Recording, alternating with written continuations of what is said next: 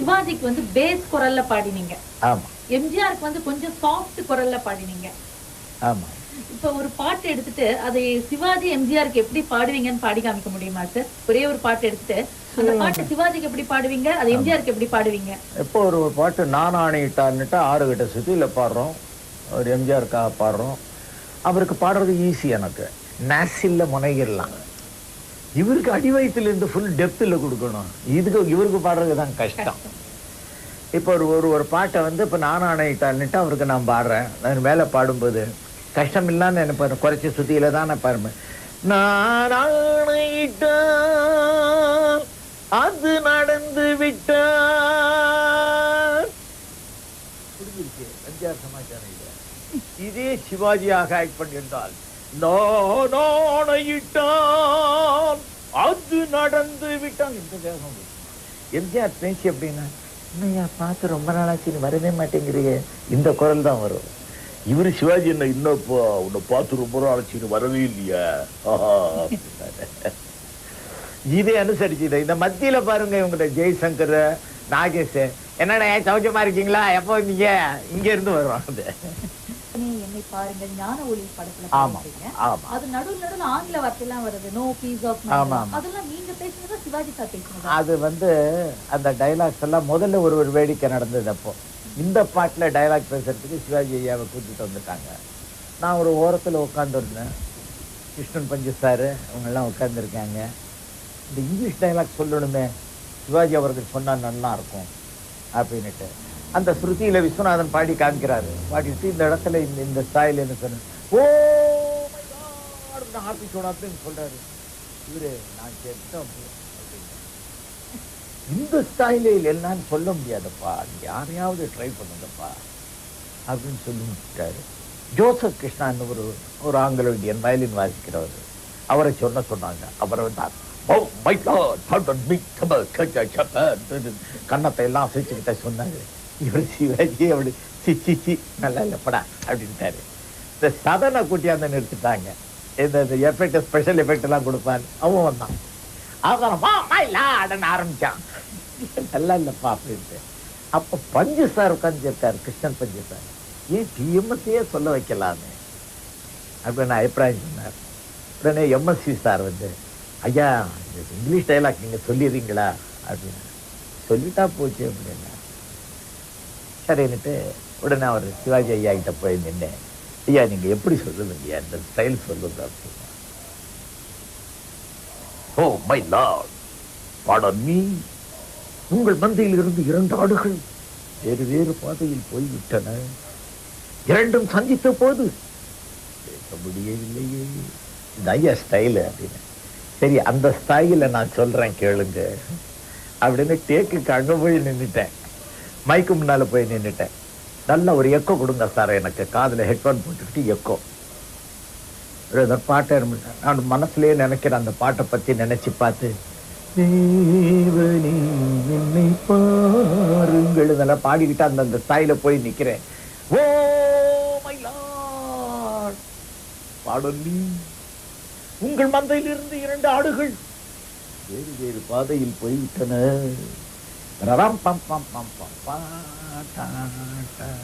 இரண்டும் சந்தித்த போது பேச முடியவில்லையே. ஐயா சிவாஜி ஐயா அவங்க ஒண்டர்ஃபுல் டிஎம்எஸ் சொன்னாங்க. ஒரு பெரிய ஒரு ஜீனியஸ் கிட்ட இருந்து சபாஷ் வாங்கியிருக்கேம்மா நான். அவர் பேச வேண்டிய டைலாக்க நான் பேசி சபாஷ் வாங்கியிருக்கேம்மா, அது அவருக்கே உரியதானதாக்கணும். அந்த காலத்துல ஒரு எம்ஜிஆர் சரோஜா தேவி, எஸ்எஸ்ஆர் விஜயகுமாரி, சிவாஜி பத்மினி அப்படின்னு பாப்புலரா இருந்தாங்க. அது மாதிரி நீங்க டிஎம்எஸ் சுசிலா ரொம்ப பாப்புலர் பேர். அப்ப இது சுசிலா அம்மாவை தவிர நீங்க வேற எந்த பின்னணி பாடகியோட பாடி இருந்தீங்கன்னா அந்த அனுபவத்தை சொல்ல முடியுமா சார்? எல்லாம் பாடுவாங்கம்மா, எல்லாரும் ஈஸ்வரியோட பாடுவேன். நீங்க எல்லா பாட்டையும் கேட்டு பாருங்க, என் குரலை காட்டலாம் அந்த அம்மா வாய்ஸ் தான் அதிகமா இருக்கும். ஏன் சார் அப்படி? ஏன்னா ஒரு சுதந்திரம், தன் வாய்ஸ் கொஞ்சம் கூட கேட்கணும்னுட்டு ஒரு ஆசை. ஆனா இயற்கை என்ன அப்படிங்கறத உணராத தன்மை அது, வேற ஒண்ணும் இல்லை.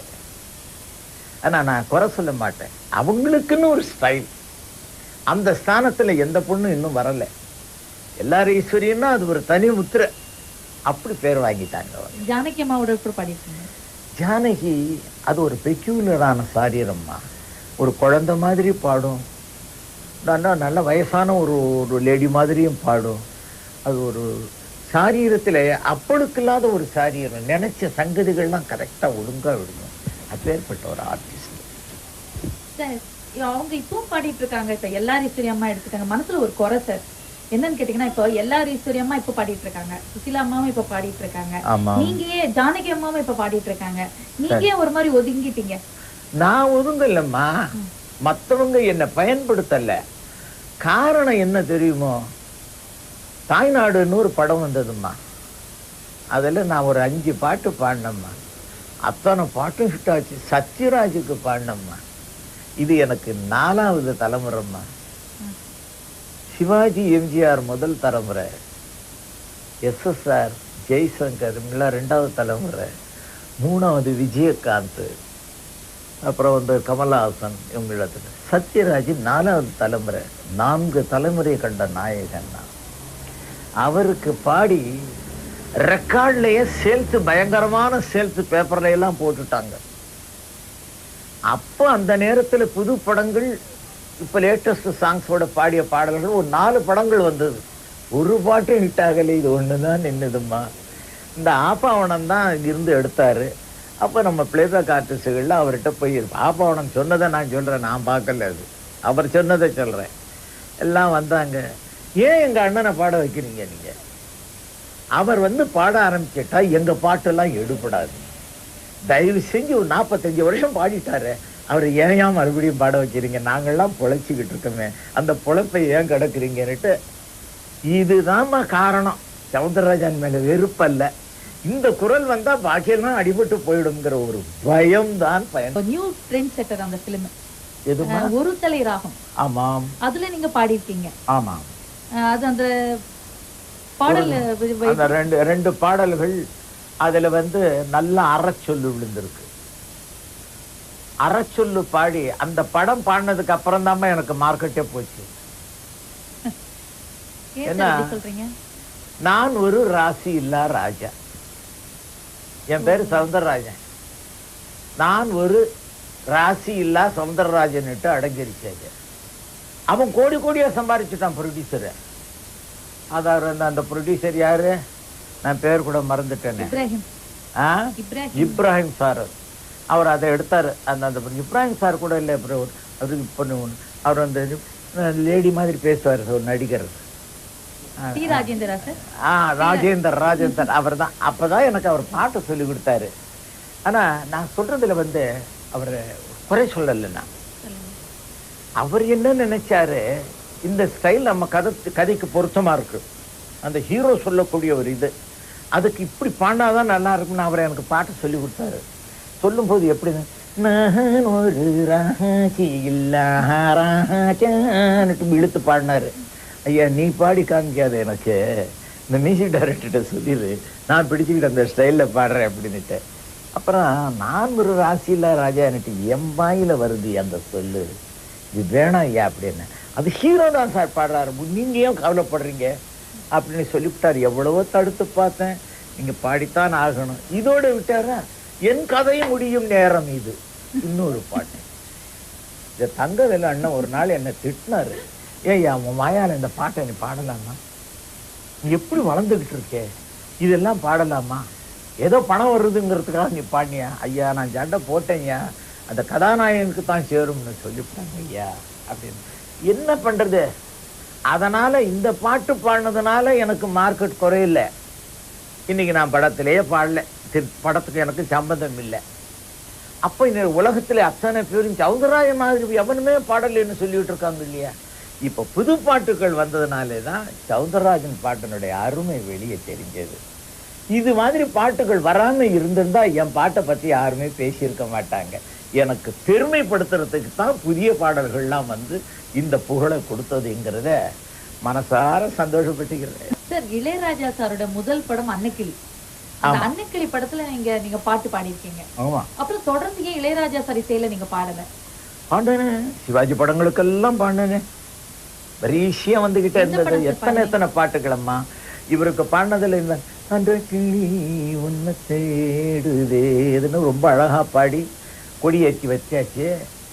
அதுக்கப்புறம் வந்தது நல்லவர்க்கெல்லாம் சாட்சிகள் ரெண்டு ஒன்று மனசாட்சி சிவாஜிக்கார. ரஜினிகாந்துக்கு நண்டுருது நரியூருது நண்டுருது கட்ட புள்ள குட்ட புள்ள கருகமணி அதெல்லாம் போட்டு பாடினேன். எதம்மா விட்டு வச்சேன்? இளையராஜாவின் மியூசிக்ல அருமையான பாடல்கள்லாம் பாடியிருக்கேம்மா. இப்ப ஏன் சார் பாடுறது இல்ல? காரணம் என்ன குறையா சொல்லல. சொல்லுங்க. இப்ப நான் ஒருத்தருக்கு உதவி பண்றேன்னா என்னை பத்தி மத்தவங்க பேசினாதான் நான் உதவி பண்ணதனுடைய அர்த்தம் இருக்கும். இளையராஜா டிஎம்எஸ் பாட வச்சாரு. ஏகப்பட்ட பாட்டுகள் ஹிட் ஆச்சு. ஆனாலும் இளையராஜா டிஎம்எஸ் எவ்வளவு அழகா பாட வச்சுட்டார் பாருன்னுட்டு ஒத்தனும் சொல்லல. இளையராஜா மியூசிக்ல டிஎம்எஸ் எவ்வளவு அழகா பாடிவிட்டார் பாரு. இதுதான் அவர் மனசுல எல்லாம் நான் பாட்டு சொல்லி கொடுத்தாலும் இந்த குரலைத்தானே போச்சுக்கிட்டே இருக்காங்க, குரலே இல்லாம பாட வைக்கணும் அப்படின்னு ஒரு முடிவு கட்டினாருமா. சார், நீங்க முருகரை பத்தி பல பாடல்கள் பாடிருக்கீங்க முருகப்பெருமான் மேல. ஆமா. எல்லாம் ரசிக்கும்படியான பாடல்கள். அதில் உங்களுக்கு பிடித்த பாட்டுன்னு ஏதாவது இருக்கா? பக்தியையும் ரசிக்கலாம், பக்தி பாடலையும் சினிமா பாட்டு மாதிரி ரசிக்க வைக்கலாம் அப்படிங்கிற முறைக்கு மாத்தன பெருமை ஒரு டிஎம்எஸ்க்கு தான் சாரும். அது ஈகோவா சொல்லல, பகவான் என் உள்ளத்துல புகுந்து இப்படி பாட வச்சார். இந்த பாடல்களுக்குள்ள இசையமைத்ததும் நீங்க தானே? பக்தி பாடல்கள்ல அநேகமா மோஸ்ட் ஆஃப் த சாங்ஸ் நான் தான் இசையமைச்சது. சந்தோஷம் சார். முத்தை தருபத்தி திருநகை, அது டிஆர் பாப்பாவுடைய. ஆமா சார், அது 2 லைன் எங்களுக்கு பாடியே தீரணும் நீங்க. அந்த பாடல் அர்த்தம் தெரிஞ்சுக்கிட்டு பாடினாதான் அந்த தமிழ் பாட முடியும். ரொம்ப பேர் சார் அந்த தத்தை திரு சார் பாடுங்க சார் அப்படின்னு சொல்லுவாங்க. ஏதோ அந்த காதல கேட்டுட்டாங்களே முத்தை தருன்னு சொல்ல தெரியல சார், அந்த தத்தை திரு பாட்டு பாடுங்க சார் அப்படின்னுட்டு. சரிப்பா அப்படின்னு. முத்தை தரு பத்தி திருநகை அத்தி கிரை சத்தி சரவண முத்தி குரு வித்து குருவரை என ஓதும். முத்தை தரு பத்தி திருநகை அத்தி கிரை சத்தி சரவண முத்தி குரு வித்து குருவரை என ஓதும். முத்தை தரு பத்தி திருநகை அத்தி கிரை சத்தி சரவண முத்தி குருவித்து குருவரை என ஓதும். முக்கள் பரமர்க்கு சுருதியின் முற்பட்டது கற்பித்திருமரு 30 முவர்க்க தமரரும் அடிப்பேண 10 தனை தத்த கணை தொடு ஒற்றை கிரி மத்தை பொருதொரு பட்ட பகல் மட்ட திகிரியில் இரவாக 10 கிரணத்தை கடனிய பச்சை புயல் மெச்ச தகுமொரு பட்சத்தொடு ரட்சி தருவது ஒரு நாளே. தித்தித்தைய ஒத்த பரிபுர நிற்ற பதம் வைத்து பைர விதிக்க கனடிக்க கழுகொடு கழுதாடு திக்கு பரி அட்டு பைரவர் தொக்க தொகு தொகு தொகு தொகு சித்திர பகுதிக்கு திரிகடக என போது கொத்து பறை கொட்ட களமிசை குக்கு குகு குக்கு குகு குத்தி புதை புக்கு பிடியன முதுகூகை கொட்புச்சட நட்பற்ற முனரை வெட்டி பலியிட்டு குலகிரி குத்து படமுத்து பொறமல பெருமாளே. இந்த பாட்டு அருணகிரிநாதர் படத்துல வந்தது. இந்த படத்துல நீங்களே நடிச்சிருக்கீங்க. ஆமாம், நான் தான் நடிச்சேன். அது அருணகிரிநாதர் மட்டும் இல்ல, பட்டினத்தார், அப்புறம் கல்லும் கனியாகும், கல்லும் கனியாகும், கவிராஜ காலநேகம் 4 படங்கள்ல கதாநாயகனாக நடிச்சிருக்கீங்க. ஆமா. அப்புறம் ஏன் தொடர்ந்து நடிக்கல சார் நீங்க? தொடர்ந்து என்ன கூப்பிட்டாங்க, தொடர்ந்து நடிச்சேன். அப்புறம் கூப்பிடல.